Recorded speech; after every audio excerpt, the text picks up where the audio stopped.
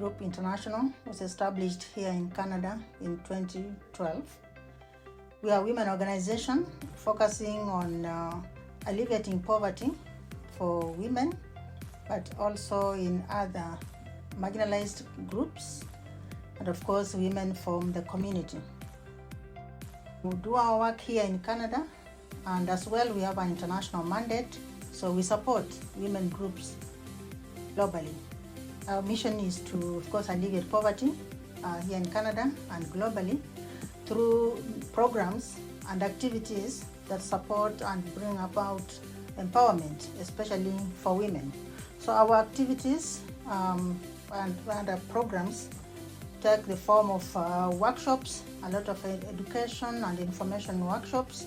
We do training for women, youth and seniors, and of course we tend to do more for the Black community.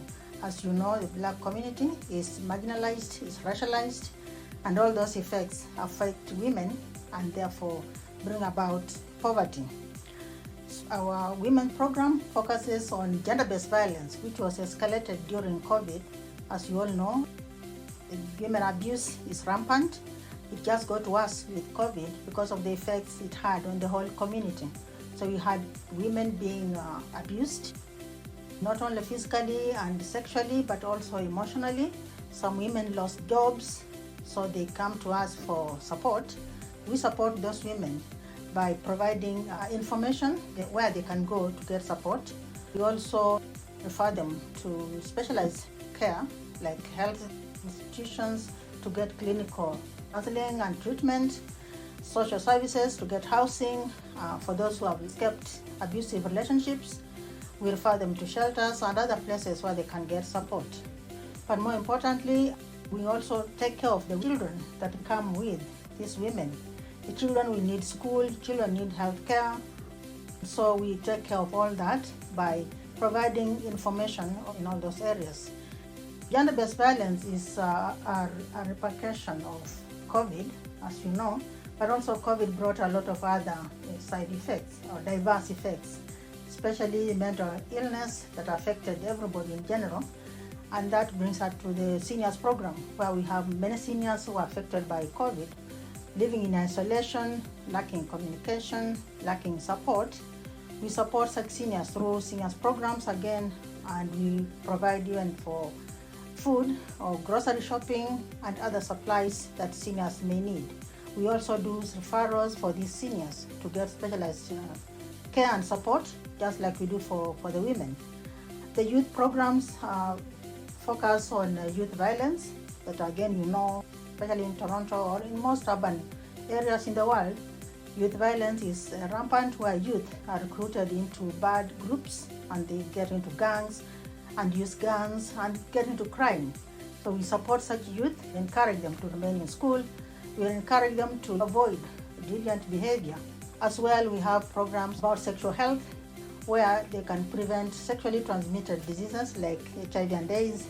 We talk about drugs, which are an influence from peers. So we use some of those peers actually to get to the youth and help them get the knowledge and information that we are trying to spread. And so we do a lot of prevention programs.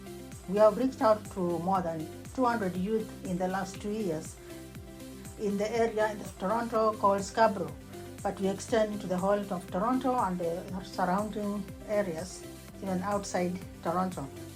We get our funding from mainly the government of Canada, federal government, provincial government, and the city or municipal government.